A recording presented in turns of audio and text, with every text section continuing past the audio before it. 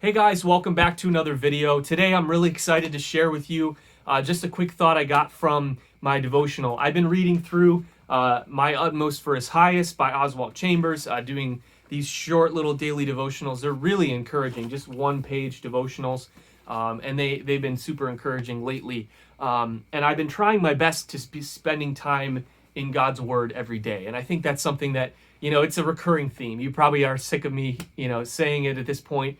But it's something that I've just become more and more and more convicted of every single day, is just how desperately I need to be spending time with God. He's my source of life and hope and joy, and I need to be spending time with Him. So today we're going to talk again about that topic. I don't mean to bore you with it. I don't mean to hit it too hard, but I just cannot stress enough the importance of being with God. I think it's the most important thing for us to do every day, is make sure we set aside that time to be with Him and to worship Him. So today, we're going to be talking about two cities. That's the theme of today's Devo. There's these two cities that are talked about in Genesis chapter 12. The verse of the day, I'm going to read it for you. He says, and this is talking about Abram, a Bible character from Genesis. He moved from there to the mountain east of Bethel, and he pitched his tent, with Bethel on the west and Ai on the east. There he built an altar to the Lord and called on the name of the Lord. And so in this Devo, Oswald Chambers, he talks about these two cities, right? There's Bethel and Ai. And he says that Bethel is representative of deep fellowship with God, a close, deep relationship with God. And so to illustrate that, just as a little bit of a symbolic thing you guys can remember, this is the good coffee, right? I have two coffees here. Obviously, I love coffee, so I'm going to use coffee as my illustration today. This is some incredible coffee, right? This is from the country of Burundi. It is really, really fresh. It was roasted, I think, on the 30th of April, so only a few days ago. And you can smell it. I mean, it's really fresh, really fruity and delicious. It's amazing. I've made my coffee out of these coffee beans for the past few days, and I've been loving it. So that is representative. This will be our city of Bethel, right? This is our city of Bethel. It's delicious and fruity and amazing and just great quality coffee here. And Bethel, that fellowship with God, there's a connection. So on the other hand, we have the city of Ai, right? And Ai is representative in Oswald Chambers' devotional of the world, right? So this is representative of the world. This is some Big B decaf coffee. It's been sitting in our cupboard for probably like 3-4 months. It's incredibly stale. If you were to make a cup of coffee out of this, it would be brutal. It would be way too oily and dark, and it smells almost like sour and bitter. It's just this is some brutal coffee. I apologize if you drink this at home and you're offended now that I just knocked on your coffee, but this is some brutal stuff. Probably the lowest of the low here next to Folgers and Maxwell House. But this is stale, out of date. This is representative of the world. So we have, like I said, we have Bethel on the right, this delicious, incredibly high quality coffee that's amazing, really. And then on the left, we have Ai, the city of representing the world and what the world has to offer.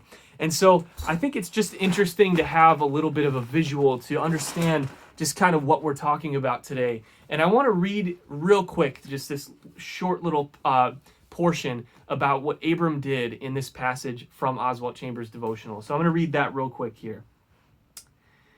Like we talked about, Bethel is the symbol of fellowship with God. Ai is the symbol of the world. Abram pitched his tent between the two, so between these two cities. The lasting value of our public service for God is measured by the depth of the intimacy of our private times of fellowship and oneness with God. Rushing in and out of worship is wrong every time. There is always plenty of time to worship God.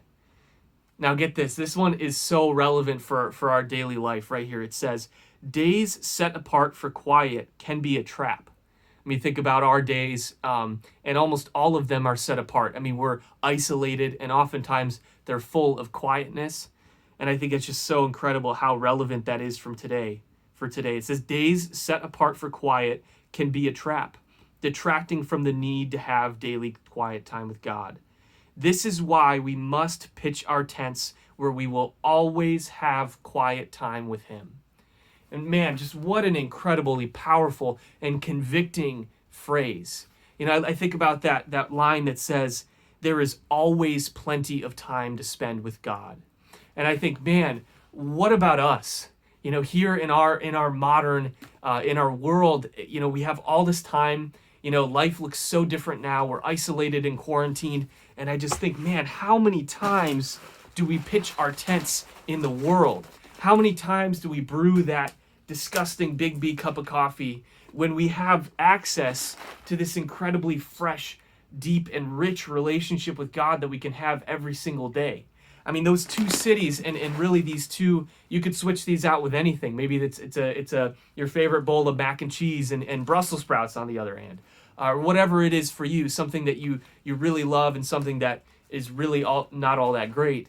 Oftentimes, for whatever reason, in our sin nature, we run towards what the world has to offer. We run towards what the world wants us to value, when we have this incredible resource, this time with God that we could be spending with him, pitching our tent like Abram did in near the city of Bethel. And I just think, man, what a convicting question is, where are you going to pitch your tent, right? Where are you going to pitch your tent? If you have these two cities, if you have this option of going with the way of the world and what the world has to offer, and then you have this amazing, deep and rich and fulfilled relationship with God, where are you going to pitch your tent? And I find myself often going to pitch my tent in the world. And I think it's just really, really easy to go that way because that's what's comfortable. That's what's natural for us. Our sin nature wants us to go that way. But I want to encourage you and challenge you. I'm struggling with this too. I'm wrestling with this too. But I just want to keep pushing. We need to have that time with God every day. We so desperately need that. And so I encourage you, go for the best. Go for the richest and most full life that you could have, which is in a deep relationship with God. I love what Chambers says in this line here. He says that the lasting value of our public service for God is measured by the depth of the intimacy of our private times of fellowship and oneness with him. And so really ultimately the value of our service, the value of our lives is based on how close we are to God, how close we are to him, not what the world has to offer, but how close and how deep our relationship is with the God who created us. That's ultimately the most valuable thing that you could ever take hold of in this life. And so I challenge you today to go for the specialty, the Burundi, the incredibly delicious coffee, rather than the cheap, stale, and decaf Big B coffee. I challenge you to choose a deep relationship with God and pitch your tent there. Dwell there. Be with God. Spend time with him. Spend time in your daily devotional. Spend time reading his word. Spend time in prayer and spend time worshiping him, singing praises to him, listening to music that glorifies him, and ultimately just pursuing an attitude, a heart of worship and thanksgiving towards God. And I promise you that'll be valuable. I promise you you'll see the fruits of it as you taste and understand just how beautiful a relationship with God really is. So that's my encouragement for today. I hope you enjoyed watching this. Tomorrow we're going to be continuing our lesson series. We're going to have our normal Wednesday night lesson on YouTube again, so make sure you check that out. Thank you so much for watching. I appreciate you all. I miss you guys a whole lot. It was so much fun catching up on Zoom last week, and we'll have another one of those coming up soon. So thank you for all of you who participated in that. And man, I really miss you guys a whole lot. I'll keep you guys in prayer every day, and I'll see you guys in the next video.